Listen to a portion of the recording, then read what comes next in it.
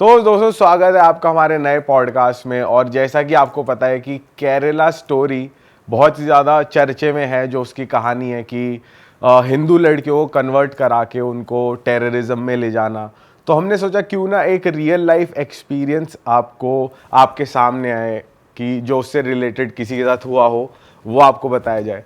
तो आज हमारे साथ कीर्ति हैं, इनके एक क्लोज कोई है जिनके साथ हो रखा है ये। तो शुरू करें। तो कीर्ति शुरू से डिटेल बताओ में कि बताओ किसके साथ है, कौन था वो या थी। एक्चुअली मैं नेम नहीं रिवील कर सकती बिकॉज अच्छा नहीं लगता है ऐसे। उनको हो सकता है कि प्रॉब्लम हो, सबका अलग अलग प्राइवेट लाइफ होता है। तो हाँ, लेकिन she is very very close to me. She is like my younger sister only. तो मैं उनको अपना सिस्टर ही मानती हूँ। और मैं इन चीज़ों पे पहले बिलीव नहीं करती थी बिल्कुल भी। लाइक मेरे को था कि सब रिलीजन एक जैसा ही होता है। बट एक्चुअली जब वो मुझे पता लगा ना कि इतना ज़्यादा ओ गॉड शी वाज, मतलब वो इतना पेन में थी, और वो एकदम से जब उन्होंने मुझे बताया तो वो देख के मुझे लगा कि नहीं, ये बातें सच होती है। जो लोग पेरेंट्स हमको समझाते ही हैं इन चीज़ों के बारे में, लेकिन हम लोग कभी ध्यान नहीं देते। तो तब मुझे पता लगा था ये चीज़। तो हुआ क्या था? तो लाइक वो लोग मिले थे। मैंने जब पूरा स्टोरी पूछा था तो उसने बताया कि हम लोग एक रेलवे स्टेशन में मिले थे। लाइक वो जो लड़का था वो अपने घर यहाँ जामिया दिल्ली में वो रहता था, तो वो सऊदी काम करता। तो सऊदी से वो जहाँ पे भी आया था तो रेलवे स्टेशन में वो लोग, एक होता है ना थोड़ी देर के लिए ट्रेन नहीं आ रही होती, तो ऐसा उनका थोड़ा मूवी वाला टाइप का ऐसा स्टार्ट हुआ था। और वो जा रही थी कुरुक्षेत्र, वो वहाँ काम करती थी। तो ऐसे करके वो लोग मिले वहाँ पे। आई डोंट नो, पता नहीं कैसे उनका नंबर एक्सचेंज हो गया। मैं खुद शॉक्ड थी कि यार रेलवे स्टेशन में कैसे, लेकिन हो गया वो चीज़, ठीक है। उसके बाद उन लोगों ने बात जो भी करी, और ये जो डेटिंग था वो लोग यहाँ नहीं रह रहे थे, ये बहुत लॉन्ग डिस्टेंस था एक तो, ठीक है। और वो जो लड़का था और उसके जो पापा थे वो सऊदी में काम करते थे, और यहाँ पे उसकी पूरी फैमिली जामिया में रह रही थी, आंटी जो भी उनके बहनें वहनें थी। उसके बाद ये मुझे उसने बताया था, ठीक है।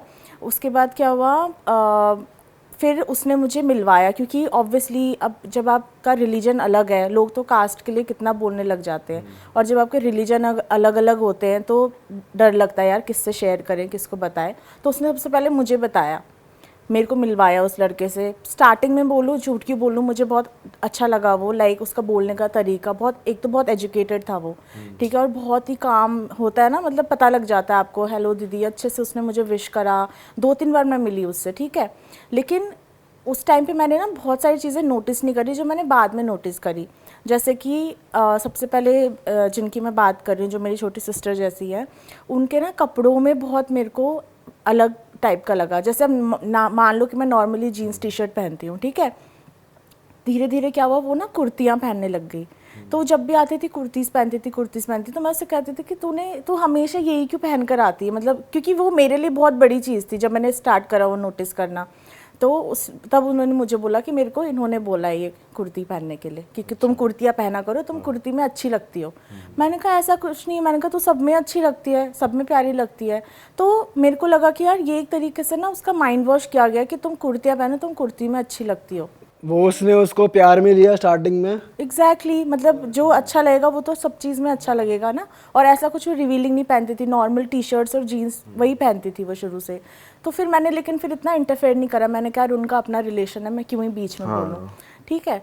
फिर उसके बाद क्या हुआ, थोड़े दिनों के बाद, 1-2 महीने के बाद मैं उसके घर गई स्टे करने के लिए, उस लड़की के घर गई।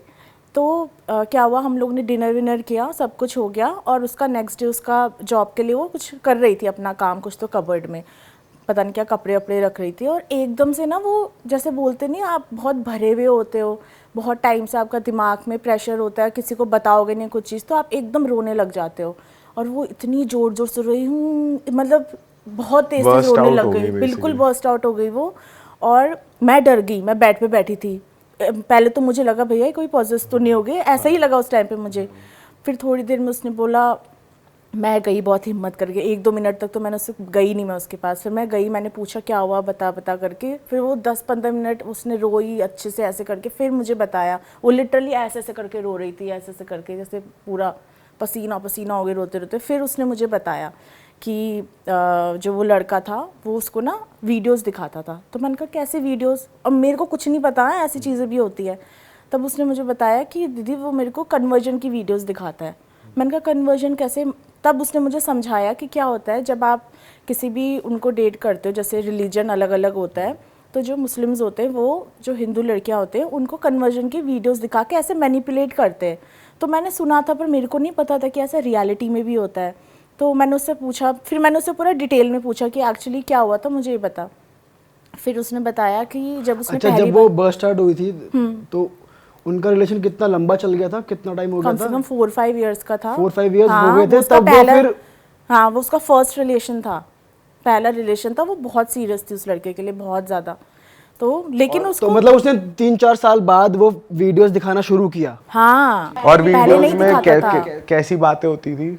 ये तो इतना तो डिटेल तो ये तो मुझे नहीं पता, लेकिन उसने मुझे ये ज़रूर बोला था कि मैं उसकी खुशी के लिए देखती थी कि सबको अपना रिलीजन अच्छा लगता है। अब वो क्या है, वो हुई है ट्यूसडे बॉर्न है जो जिसकी मैं बात कर रही हूँ, तो वो हनुमान जी को बहुत मानती है, बहुत ज़्यादा। तो उसको ये था कि जब वो मुझे अपने रिलीजन का बता रहा है तो वो भी वो सीधेपन में हनुमान जी के बारे में दिखाती थी, जिसमें कि उसको कोई इंटरेस्ट नहीं होता था। अपना दिखाने के बाद पता लग जाता ना कि कोई इंटरेस्ट ले रहा है कि नहीं ले रहा है। अब वो जो लड़की है वो पूछती रहती थी, अच्छा आपके उसमें ऐसा होता है, ये होता है, सो दैट कि उसको अच्छा लगे कि यार ये मेरे रिलीजन में इंटरेस्ट ले रही है। उसके दिमाग में कभी उसने ये नहीं सोचा था कि ये मुझे ऐसा मैनिपुलेट करने के लिए सब चीज़ें दिखा रहा है। तो फिर क्या हुआ, वो चीज़ें ना धीरे धीरे टाइम के साथ बढ़ने लग गई। तो उसने बताया कि वो धीरे धीरे ना कहने लग गई कि यार मुझे ना ये सब मत दिखाया करो, मेरे को ना थोड़ा डिस्टर्ब होता है इन चीज़ों से। क्योंकि हो सकता है उसने भी कुछ रिसर्च करना शुरू कर दिया हो कि यार लड़कियों के साथ ऐसा होता है। और वो क्या है, वो थोड़ा सा डीप थिंकर है, वो बहुत ज़्यादा सोचती है इन चीज़ों के लिए। एक तो उसके लिए सीरियस भी बहुत थी, फिर घर वालों से बात करना, हर चीज़ें होती है ना। तो उसको लग रहा था कि कहीं मेरा डिसीजन गलत तो नहीं है। फिर जब उसने मुझे ये चीज़ें बताई तो फिर मुझे पता लगा कि यार एक्चुअली में मतलब लड़कियों को ना बहकाया जाता है। और मैंने अभी भी जो तुमने बताया केरला स्टोरी, उसमें एग्जैक्ट ये चीज़ दिखाई थी। और जब उसमें दिखाया ना कि वो कैसे कन्वर्ट करते हैं, कैसे करते हैं? उसमें वही दिखाया हुआ था कि वो लोग क्या करते हैं, वो अपने भगवान को, उसमें स्पेसिफिकली इस्लाम के लिए दिखाया हुआ है और कोई रिलीजन नहीं है, इस्लामिक रिलीजन दिखाया है, जिसमें कि वो बोलते हैं कि कोई किसी का कोई भगवान नहीं होता, सबका सिर्फ एक अल्लाह है जो आपका भगवान होता है। उसमें ये चीज़ बोली है। और दूसरों के भगवान को, जैसे शिव जी हो गए, उसमें नाम भी लिया हुआ है कि जब उनका सती जब मरी थी तो वो हाथ में उनको लेकर पूरे इंडिया में रोते रोते घूमे थे। तो उसमें वो एग्जैक्टली ये बोलती है कि जब तुम्हारा भगवान अपनी वाइफ को नहीं बचा पाया तो वो तुमको कैसे बचाएगा, वो खुद रो रहे हैं, वो तुमको कैसे बचाएंगे, कभी देखा है अल्लाह को रोते हुए? ऐसे उसमें बोला हुआ है। उसमें ये भी तो बोला हुआ है कि जैसे कृष्ण जी की बहुत सारी वो थी गोपियां थी ऐसे करके, हाँ, वो तो चीज़ उसके उसको भी एक गंदे वे में पोर्ट्रे गंदे करके में बोला पोर्ट्रे हुआ है। करा है। तो एक्चुअली वो लोग ये चीज़ करते हैं क्योंकि कोई भी क्यों दिखाएगा। अब वो जो पूरी मूवी बनी है उसमें जो जो चीज़ें मेरे साथ तो हो चुका है ना, मतलब कि मेरे क्लोज, जो मेरी इतनी क्लोज है उनके साथ हुआ है, तो मैं तो वो रिलेट करूँगी ही। मैंने सुना नहीं होता तो मुझे लगता कि हाँ हो सकता है कि यार खाली ऐसे ही बना दिया, पर वो नहीं है ना, उसका कुछ ना कुछ उन्होंने रिसर्च करा होगा, तभी तो वो पूरी मूवी लेकर आए हैं। फिर वो एंड अप कैसे हुआ तुम्हारे उन फ्रेंड का, कैसे? वो एंड अप ऐसे हुआ कि वो बहुत समझदार थी, वो इतनी बेवकूफ़ नहीं थी कि वो ऐसे इन चीज़ों में वो कभी सोच भी नहीं सकती थी कि मैं ऐसा करूँगी, ठीक है। और लड़कियां जो बहुत बेवकूफ़ उसने डायरेक्टली बोला उससे, ये बता एक उसने बार। बोला, क्या बोला? उसने बोला? वो बता। हाँ उसने बोल दी ये चीज़। जब उसने मना किया कि भाई मुझे मत दिखाया करो, उसके बाद क्या हुआ? उसने शादी के लिए जब बोला था, ठीक है, फिर शादी की बात हुई, फिर घर में पता लगा, तो जो भी रिलेटिव्स थे वो सब तो बिल्कुल ही अगेंस्ट हो गए। और उससे ना कोई उम्मीद नहीं करता था क्योंकि वो थी बिल्कुल स्कूल की, कॉलेज की टॉपर हुई हो, तो ऐसा डिसीजन ले लेगी, हम लोग को बहुत शौक लगा था। तो मैं तो एज ए सिस्टर उसके हर डिसीजन में उसको वही करती थी कि यार ठीक है चलो कोई नहीं, अगर लड़का अच्छा होना चाहिए। मैं रिलीजन को नहीं मानती थी उस टाइम पे इतना ना, मेरे को ये था कि इंसान अच्छा होना चाहिए। पर जब उसने मेरे को ये दिखा कि यार वो इतना मेंटली डिस्टर्ब हो गई है, तो फिर मुझे भी गुस्सा आया। फिर मैंने भी उस लड़के से बात करी, कह उसने मुझे सीधे मना कर दिया, नहीं दीदी ऐसा नहीं है, मैंने तो कभी इनको वो नहीं करा, ऐसा नहीं करा। मैंने कहा फिर वो इतना कैसे रो रही है, मतलब कि वो झूठ बोल रहा है मुझे, कोई भी लड़की इतना थोड़ा ना रोएगी यार। फिर उसके बाद उसने अपने पेरेंट्स से ये सब बोला, ऑब्वियसली बात है पेरेंट्स ने भी मना कर दिया, पेरेंट्स तो मानेंगे ही नहीं किसी के भी। फिर क्या हुआ, धीरे धीरे उसको खुद ही रियलाइज़ हुआ, जो कि बहुत कम लड़कियों को होता है एक्चुअली। लड़कियां जब ट्रैप हो जाती है ना तो उनका दिमाग नहीं चलता वहाँ पे, उनको कुछ अच्छा बुरा कुछ समझ भी नहीं आता, और वो फिर अपने पेरेंट्स को भी भूल जाती है। मैंने देख रखे ऐसे लोग भी जिनको अपने पेरेंट्स का भी नहीं होता कि यार जिन्होंने आपको पाल पोस के बड़ा किया है, आप उनको छोड़ के आप अभी मिले हुए किसी लड़की की बातों में आके अपना सब कुछ चेंज कर दे रहे हो। तो उसने क्या करा, उसने उस लड़के से ब्रेकअप कर लिया और ब्रेकअप के टाइम पे उसके अंदर जितनी भड़ास थी, जितना था उसने सब उसको बोल दिया। एंड में तो बहुत ही मतलब ऐसा हो गया था कि अब तो इन लोग का कभी पैचअप हो ही नहीं सकता। तो उसके लिए हम लोग बहुत ग्रेटफुल थे कि थैंक गॉड वो सब चीज़ हो गई और वो वर्स्ट नहीं हुआ, क्योंकि वो बहुत गलत भी हो सकता था अगर वो डिसीजन नहीं लेती तो। सही बात है। तो लड़कियों का थोड़ा सा ना, और केरला स्टोरी क्यों बोल रहे कि लड़कियों को देखनी चाहिए, क्योंकि एक्चुअली लड़कियों को, उन लड़कियों को ही टारगेट करते हैं लोग जो बहुत वीक होती है, मेंटली जो बहुत वीक होती है, जो थोड़ी इनोसेंट होती हैं और इमोशनली थोड़ी सी वीक। मूवी में भी ये दिखाया हुआ है वो जो, क्योंकि जब भी हम लोग जैसे हॉस्पिटल जाते हैं वहाँ पे सब केरला की होती है ना नर्सेज वगैरह, तो वहाँ पे भी वही दिखा हुआ है। केरला के अलग अलग रीजन से वो वहाँ पे एक नर्सिंग कॉलेज में आए हुए हैं, तो हॉस्टल में रह रहे हैं वो लोग, और उनकी जो एक फ्रेंड है वो मुस्लिम है। तो 3 वो हो गए, एक क्रिश्चियन है, एक कम्युनिस्ट होती है, और एक कुछ तो हिंदू रिलीजन की है, और एक वो हो गई लड़की जो है वो मुस्लिम है। तो वो सब उनका एक पूरा गिरोह चल रहा होता है, उसमें 3-4 लड़के होते हैं। वो लड़की ही उनको पहले सब लड़कों से मिलवाती है एक एक करके, तो उसके ऊपर ही पूरा स्टोरी बेस्ड है। और एक लड़की बहुत स्मार्ट होती है उसमें, जो क्रिश्चियन होती है, उसको नहीं फंसा पाते वो लोग। वो इतनी स्मार्ट होती है, वो कुछ नहीं सुनती अपने गॉड के लिए, मतलब शिव जी के लिए भी जब बोलते हैं वो ऑब्जेक्ट करती है उस चीज़ को। लेकिन वो जो बाकी होती है उनका माइंड ऐसा मैनिपुलेट कर देते हैं मूवी में, मतलब दिख रहा था कि यार ये लोग सीधे शरीफ से दिखी है उनको, इसलिए ये लोग ईजिली उनकी बातों में आ गई, और उन्होंने फिर कन्वर्ट भी कर लिया। उसके बाद फिर आगे उन लोग को सीरिया भेज दिया, टेररिस्ट ग्रुप में उनको डाल दिया। तो किसी किसी को क्या कर देते कि सुसाइड बॉम्बर बना देते हैं, मतलब कि वो होता है ना जिसमें कि पूरा बॉम्ब से बॉडी पे बॉम्ब लगा लेते हैं, बॉडी पे बॉम्ब लगा के, और या फिर सेक्स स्लेव्स की तरह यूज़ करते हैं उनको। तो एग्जैक्ट उसमें दिखाया हुआ है ये सारी चीज़ें मूवी में। और तू 1-2 और एग्जांपल्स बता रही थी जो तेरे नोन में ही हुए हैं। हाँ, एक मेरी बेस्ट फ्रेंड है, उनका तो मुझे इतना डिटेल्स में नहीं पता बिल्कुल भी। तो उनका क्या था कि वो 10 ईयर्स से डेट कर रही थी एक मुस्लिम को। तो उनको बहुत समझाया भी, कि पेरेंट्स ने समझाया, क्योंकि वो पंडित फैमिली से बिलोंग करते थे। तो उनको बहुत समझाया कि नहीं ये सब ठीक नहीं है, अपने रिलीजन में करो जो करना है, क्योंकि दूसरे रिलीजन का हमें तो कुछ नॉलेज ही नहीं है। पेरेंट्स भी बेचारे क्या करेंगे, कुछ प्रॉब्लम हो गया तो। पर उन्होंने नहीं सुनी। फिर 10 ईयर्स के बाद उन्होंने एक दिन घर से भाग गई वो दीदी जो थी। तो जो मेरी दोस्त थी उन्होंने तो बिल्कुल उनसे बातचीत करनी बिल्कुल बंद कर दी। ठीक है, फिर 1 हफ्ते बाद, शादी होने के बाद, वो 1 हफ्ते के बाद घर आ गई वापस। अच्छा। शादी करने के बाद 1 हफ्ते में वापस आ गई। तो मैं भी शॉक, क्योंकि मैं उनके जब हम लोग जॉब करते थे मैं उनके घर पे ही रहती थी ऑल द टाइम। तो जब हमने देखा बहुत रोई। पहले तो उनको घर ही नहीं आने दिया, जो मेरी बेस्ट फ्रेंड है और उनके भाई ने, 2 बहनें थी और 1 भाई था, क्योंकि वो बहुत गुस्से में थे, क्योंकि मम्मी पापा इतना रोए थे उसके ना। तो फिर लेकिन बाद में वही है, आंटी ने बोला कि कोई बात नहीं, आ जाओ घर पे आ जाओ, कहाँ जाएगी, बेटी तो है, ठीक है। फिर उन्होंने सब कुछ बताया कि उनका कन्वर्जन करवाया, पहले कन्वर्जन कराया। और जब अंकल ने डिवोर्स के लिए भी अप्लाई किया था ना, फिर से उनका दोबारा से फिर मुस्लिम से फिर दोबारा उनको हिंदू में नहीं मुस्लिम के उससे जो उनका वो होता है डिवोर्स होता है वो कराया। और फिर उसके बाद वो सारी चीज़ें, मतलब वो बहुत भसड़ हुआ था उस टाइम पे, इतना तो मुझे याद है।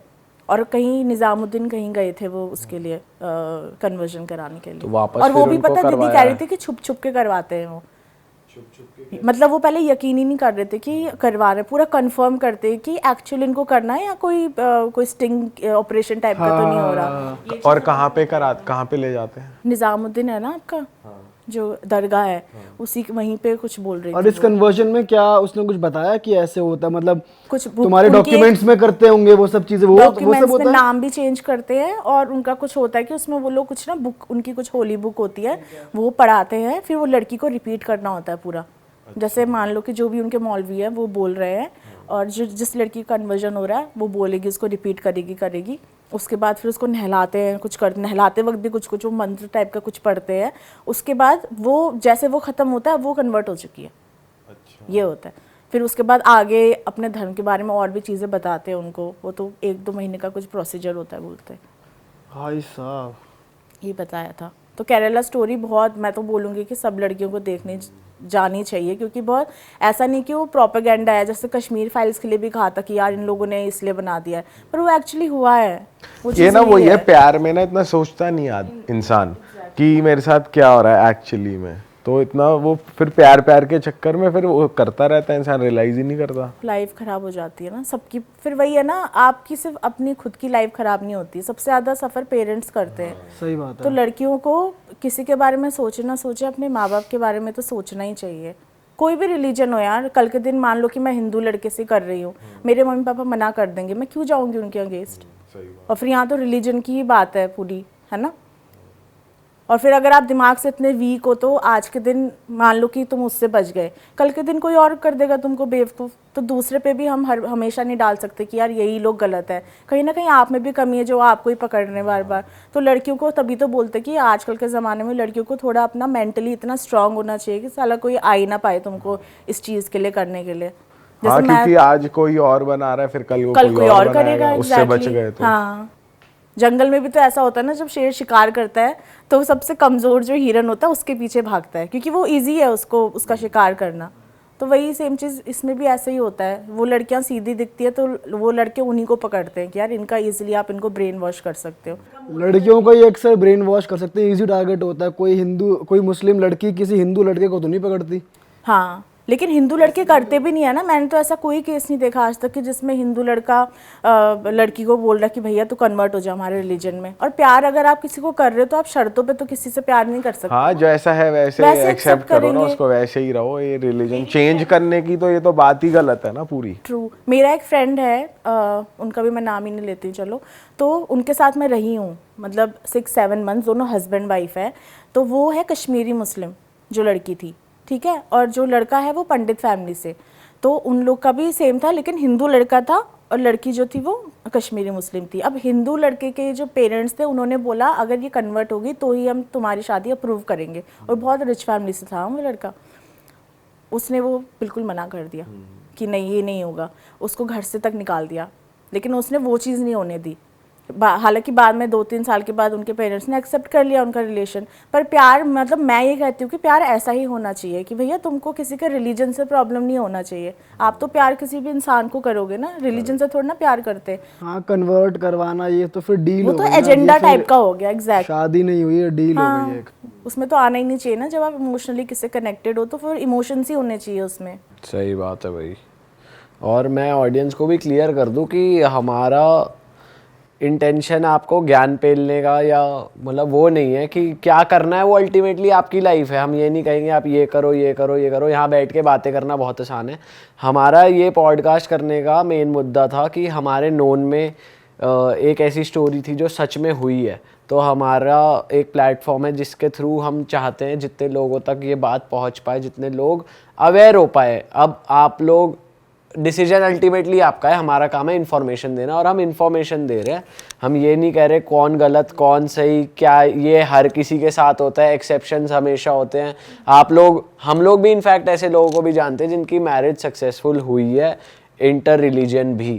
पर मेन मुद्दा हमारा है कि अवेयर रहो, कोई आपको टारगेट ना करे, इजीली ट्रस्ट मत करो, ब्लाइंडली ट्रस्ट मत करो, यूज ना कर पाए। अपनी प्रेजेंस ऑफ माइंड इतनी स्ट्रांग रखो कि आपको कोई भी यूज ना कर पाए आगे। Be mentally and physically strong यार, किसी ट्रैप में मत आओ। अपना अवेयर रहो अपने आसपास चीज़ें। आप किसी से भी मिल रहे हो, चाहे किसी भी काम के लिए, नॉट इवन डेटिंग, किसी से भी मिल रहे हो काम के लिए, अवेयर रहो कि बंदा क्या है, क्या बैकग्राउंड है, कहाँ आप जा रहे हो।